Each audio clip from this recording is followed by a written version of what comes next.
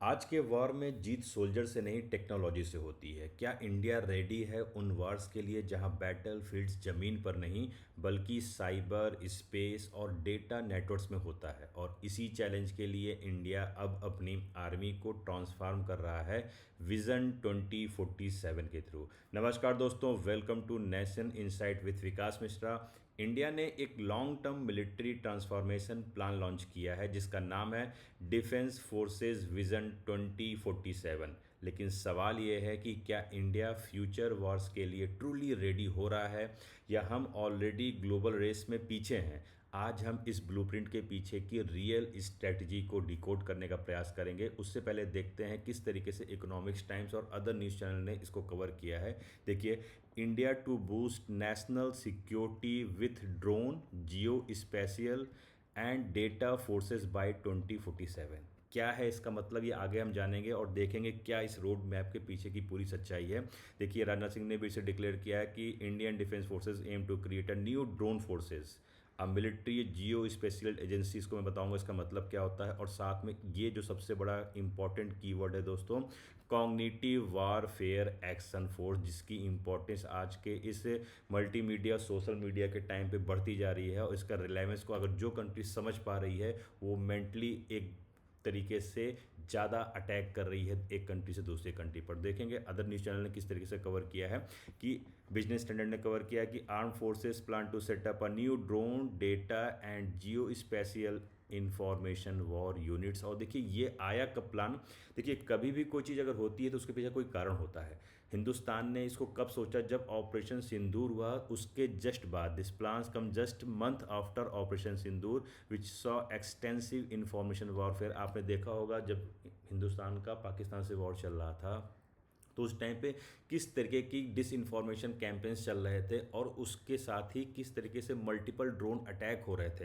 हालांकि इंडिया ने करारा जवाब दिया था, बट इंडिया को समझ में आया कि इसको हमको और मजबूती के साथ लड़ना पड़ेगा और उसकी तैयारी हमको अब आज ही करनी पड़ेगी। और उसका एक टारगेट डिसाइड किया गया कि जब 2047 जब हमारा देश 100 वर्ष अपनी स्वतंत्रता का मनाएगा तो हिंदुस्तान की जो आर्मी है, जो कमांड है, जो सिक्योरिटी है, वो वर्ल्ड क्लास की होनी चाहिए। और देखिए इसी तरीके से कवर किया है कि drone forces, space command, cyber warfare, how India plans to transform its military under defence forces vision. तो दोस्तों ये जो डिफेंस फोर्सेज विजन है 2047, ये बहुत ही इंपॉर्टेंट है। और इसके अंदर क्या क्या चीज़ें होंगी, क्या क्या चीज़ें ट्रांसफॉर्म होंगी, क्या टेक्निकल टर्म्स हैं, वो सारी चीज़ें आपको हम इस वीडियो में समझाने का प्रयास करेंगे। बट उससे पहले देखते हैं कि अभी इंडियन आर्मी या इंडिया की जो सिक्योरिटी फोर्स है वो किस तरीके से काम कर रही है। और मैं आपको इसमें एक चीज़ और बता दूं कि जो इंडिया का सुदर्शन चक्र है वो भी इसी भी इसमें आता है, जो डिप्लॉय किया जाएगा, जो पूरी तरीके से हिंदुस्तान को आसा अभी ज़मीन पर तो हमारी आर्मी है, आसमान पर हमारी क्या है, एयरफोर्स है, तो अब पूरी तरीके से कैसे प्रोटेक्ट करेगा सुदर्शन चक्र, वो भी इसका पार्ट है। तो चलिए देखते हैं दोस्तों क्या रहा है अभी तक, हिंदुस्तान किस तरीके से वॉर लड़ रहा था या हमारी जो आर्मी या हमारी सिक्योरिटी किस तरीके से वर्क कर रही थी। आपको पता भी होगा कि लैंड पे हमारी आर्मी पूरी तरीके से लड़ती है, सी पे हमारी नेवी है और एयर पे हमारी एयरफोर्स है। बट दोस्तों आज बैटलफील्ड कंप्लीटली चेंज हो चुका है। आपने देखा होगा इसका सबसे जीता जागता example Ukraine war. The Ukraine war has shown how drones can destroy $1 billion tank. देखिए दोस्तों, जब रशिया और यूक्रेन का युद्ध हो रहा था तो उस टाइम लोगों ने ये प्रेडिक्शन किया था कि ये तो मुश्किल से 10 से 15 दिन में ख़त्म हो जाएगा, जो कि इतना विशाल का है देश रशिया, जिसकी मिलिट्री पावर इतनी स्ट्रांग है, वो इस छोटे से देश यूक्रेन को 10 से 15 दिन में ख़त्म कर देगा। लेकिन आपको पता है ये जो यूक्रेन वॉर है इसने ड्रोन्स के बल पर किस तरीके से, साइबर अटैक के बल पर और स्पेस अटैक एसेट्स के बल पर इस युद्ध को 5 साल तक खींचता चला रहा है। और अगर ये युद्ध जिस हिसाब से 5 साल तक खींचा है तो इसमें एक तरफ दिखा है कि रशिया यहाँ पे कमज़ोर पड़ रहा है और यूक्रेन कहीं ना कहीं कुछ एंगल के साथ स्ट्रांग पड़ रहा है। तो इसका सिंपल सा मतलब समझिए कि आने वाला जो फ्यूचर वॉर है वो मल्टी डोमेन वॉरफेयर पर होगा। ये नहीं कि रशिया ने वहाँ पे अपनी आर्मी भेज दी और पूरा कैप्चर कर लिया और यूक्रेन हार गया, ऐसा आपने कहीं देखा नहीं देखा। इसलिए कहा जा रहा है कि अब वॉर का जो मोड है वो चेंज होता जा रहा है। और फ्यूचर वॉर दोस्तों आने वाले टाइम पे देखिएगा ज़मीन पर नहीं, अलग अलग डोमेन्स पे लड़े जाएंगे। जैसे कि लैंड पर आर्मी तो होगी, सी पर नेवी होगी, इनका रिलेवेंस तो रहेगा, हमेशा रहेगा, एयर पर एयरफोर्स भी रहेगा। लेकिन साथ में दोस्तों अब आने वाले टाइम पर साइबर के साथ भी अटैक होगा, स्पेस पर भी अटैक होगा, स्पेस पर सैटेलाइट, साइबर पर इंटरनेट, और एक साथ यूज़ होंगे। अगर मैं सिंपल वर्ड्स में बोलूँ कि हर जहाँ एक साथ वार होगा, जिसको बोला जा रहा है मल्टी डोमेन वॉरफेयर। तो जो ये कीवर्ड है ये बहुत ही इंपॉर्टेंट है आज के इस डिफेंस सेक्टर पर कि मल्टी डोमेन वॉरफेयर एक्चुअली है क्या, जो खाली लैंड सी एयर में ही नहीं बल्कि साइबर और स्पेस पर भी लड़ा जाएगा। तो आगे देखते हैं कि हिंदुस्तान का जो विजन 2047 है इसका कोर प्लान क्या है। What is the core plan of vision 2047? देखिए इंडिया के जो विजन है 2047 प्लान, ये 3 फेज में डिवाइड किया गया है। देखिए पहला फेज़ क्या है, पहला फेज़ एक्चुअली ट्रांजिशन फेज़ उसको बोलते हैं। इस ट्रांजिशन फेज़ में हम लोग क्या कर रहे हैं, रिफॉर्म्स करेंगे, रीस्ट्रक्चरिंग करेंगे, ये आगे आने वाले 5 साल में 2030 तक। फिर 2030 से 2040 में 10 साल में हम लोग क्या करेंगे, कंसोलिडेशन फेज़ को बोलते हैं। इसमें हम सिस्टम जितने हमने बनाए हैं उनको इंटीग्रेट करेंगे, चाहे फिर वो स्पेस पर हो, चाहे वो ड्रोन हो, जो भी टेक्नोलॉजी का हम यूज़ कर रहे हैं उनको इंटीग्रेशन का काम इन 10 सालों में करेंगे। और फिर आने वाले 2040 से 2047 तक हम इसके एक्सेलेंस फेज़ पर काम करेंगे, किस तरीके से इसको अपग्रेड करें, किस तरीके से इसको एडवांस करें। तो एक तरीके से इसको बोला गया है फुली एडवांस मिलिट्री फोर्स। हमारा फाइनल गोल क्या है दोस्तों, कि to build a world class technology driven military by 2047। इसको याद रखिएगा दोस्तों, जब हिंदुस्तान अपने 100 वर्ष मनाएगा स्वतंत्रता के, तो उस टाइम तक हिंदुस्तान के पास, भारत के पास world class technology driven military होनी चाहिए। और इसी का प्लान हिंदुस्तान ने स्टार्ट कर दिया है। और सबसे इम्पॉर्टेंट ट्रांसफॉर्मेशन अगर मैं आपसे बोलूं तो वो क्या होगा, वो होगा इंडिया ट्रेडिशनल फोर्सेस के साथ साथ अब new age warfare units develop कर रहा है। जी हाँ दोस्तों, India is developing new age warfare capability, जहां पर ड्रोन फोर्सेज होंगी, डेटा एआई वॉरफेयर यूनिट्स होंगे, जियो स्पेशियल इंटेलिजेंस सिस्टम होगा, और साथ ही दोस्तों सबसे ज़्यादा इंपॉर्टेंट कॉग्निटिव वॉरफेयर कैपेबिलिटी के लिए हम पूरी तरीके से तैयार रहेंगे। और आपको मैं बताता हूँ ये 2 टर्म्स क्या है। आखिर आप सोच रहे होंगे कि इस वर्ड्स का यूज़ क्या है, इसकी मीनिंग क्या है। तो पहले सबसे पहले समझिए कि जियो स्पेशियल इंटेलिजेंस का मतलब क्या होता है। देखिए इसका जो मेन मतलब होता है कि ये लोकेशन को मैप के थ्रू, सैटेलाइट डेटा के थ्रू फाइंड करना। उसके बाद इसका यूज़ किस तरीके से होता है, कि इसका यूज़ किया जाता है कि इनमी कहाँ है, दुश्मन हमारा कहाँ है, मिसाइल्स का टारगेट करना है, बॉर्डर की एक्टिविटी को कैसे फाइंड करना है। और उसके साथ दोस्तों अगर मैं बोलूं कि ये तीनों चीज़ों को फाइंड करने के लिए जियो स्पेशल इंटेलिजेंस क्या करती है, लोकेशन के थ्रू, मैप के थ्रू और सैटेलाइट डेटा के थ्रू उसको क्या करती है, कलेक्ट करती है। और अगर उसको इनमी की एग्जैक्ट डेटा, जो हमारा दुश्मन है उसका एग्जैक्ट डेटा देखना है, लोकेशन देखनी है कहाँ है, तो उसको इंटेलिजेंस के थ्रू उसको क्या करती है, कलेक्ट करती है। उसके मिसाइल्स कहाँ टारगेट करना है, स्पेसिफिकाई की प्रिसीजन स्ट्राइक जिसको बोलते हैं, वो उसके लिए यूज़ करते हैं। और बॉर्डर एक्टिविटी को कैसे चेक किया जा सके, इसके लिए इस इंटेलिजेंस का यूज़ किया था। अगर मैं सिंपल वर्ड में बोलूँ कि map plus satellite plus data equal to smart targeting, तो कहीं से गलत नहीं है कि इन तीनों का सही से यूज़ करके स्मार्ट टारगेटिंग करने का मतलब ही खाली है जियो स्पेशियल इंटेलिजेंस। अब अगला सबसे इंपॉर्टेंट वर्ड, इसको मैंने आपको बार बार बोल रहा था कि जो सबसे ज़्यादा इंपॉर्टेंट मुझे लगता है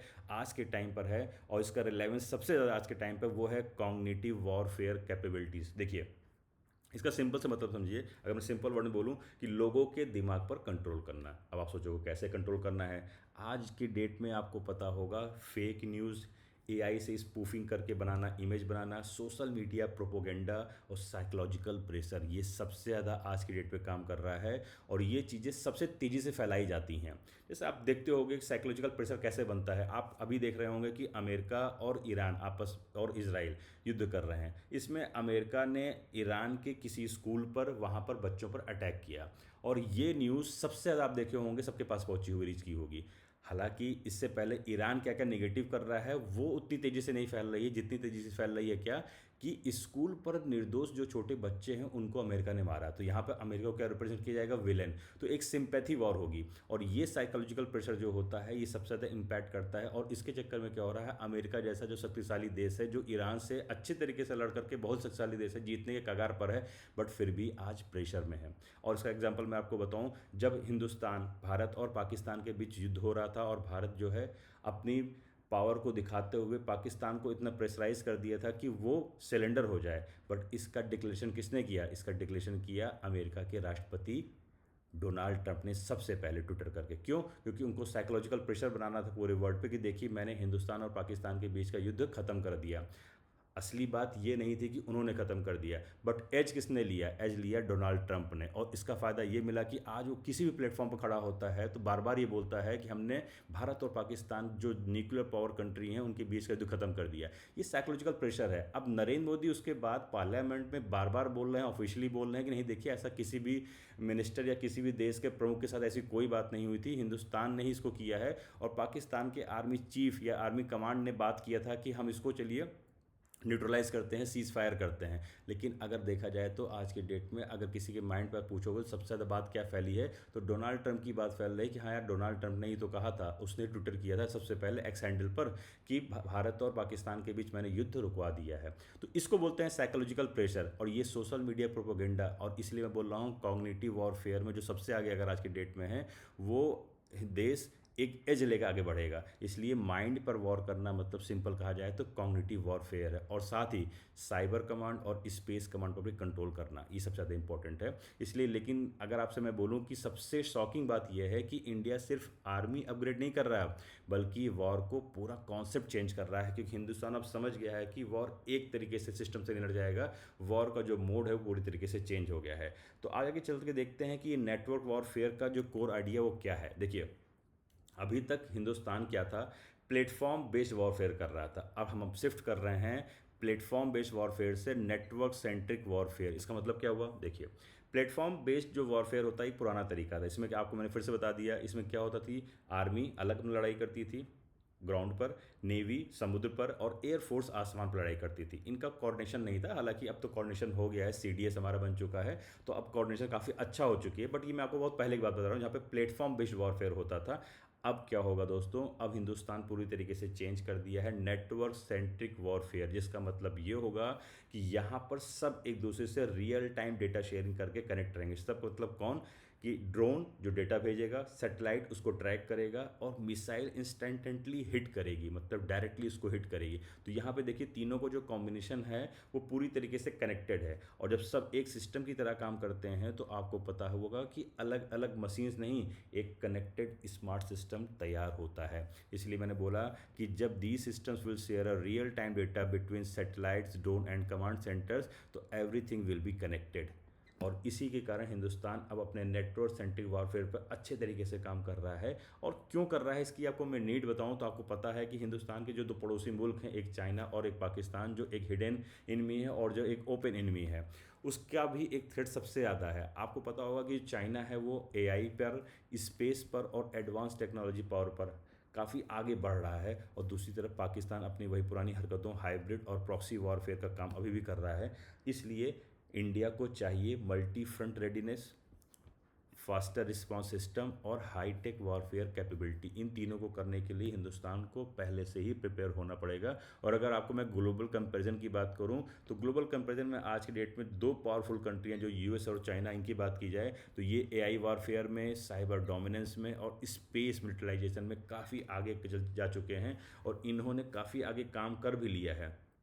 और अब हिंदुस्तान भी दोस्तों अब कैचअप नहीं कर रहा है, जबकि इस टाइम पर Hindustan leap frog strategy adopt कर रहा है। तो आप सोच रहे होगे कि ये लीप फ्रॉग स्ट्रेटजी क्या होती है भाई। देखिए, इसका मतलब ये होता है कि जब आप बीच के स्टेप को स्किप करके वन स्टेप से सीधे डायरेक्ट स्टेप पर जंप करते हो, इसको बोलते हैं लीप फ्रॉग। मतलब जब जो मेढक नहीं होता जो जंप करता है, वो पैदल नहीं चल के जंप करता है, बीच के स्टेप्स स्किप करके सीधे एडवांस लेवल पर जाना। एग्जाम्पल फॉर मैं आपको बताता हूँ कि देखिए, चाइना धीरे धीरे ग्रो हुआ है, लेकिन इंडिया ने डायरेक्टली एआई पर, ड्रोन्स पर और स्पेस टेक पर जंप कर रहा है। इसका मतलब क्या हुआ कि हम स्लो प्रोग्रेस नहीं, सीधा नेक्स्ट लेवल जंप करना चाहते हैं, और हम वही कर रहे हैं। और ये हिंदुस्तान की स्ट्रेटजी है कि लीप फ्रॉग स्ट्रेटजी, जो काफ़ी कॉमन और काफ़ी इंटरेस्टिंग कीवर्ड्स है, इसको आप ध्यान दिए रहिएगा। और आगे चल के दोस्तों देखते हैं, अगर फ्यूचर वॉर सोल्जर्स नहीं सिस्टम लेंगे तो, और अगर इंडिया को 2047 तक ग्लोबल पावर बनना है तो मिलिट्री ट्रांसफॉर्मेशन ऑप्शनल नहीं बेटा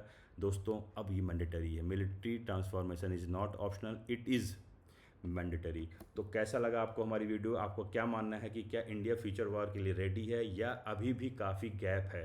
कमेंट में ज़रूर बताइए। और अगर आपको जियो पॉलिटिक्स और डिफेंस का डीप एनालिसिस चाहिए तो nation Insight with Vikas Mishra को सब्सक्राइब करना और लाइक करना ना भूलें। जय हिंद।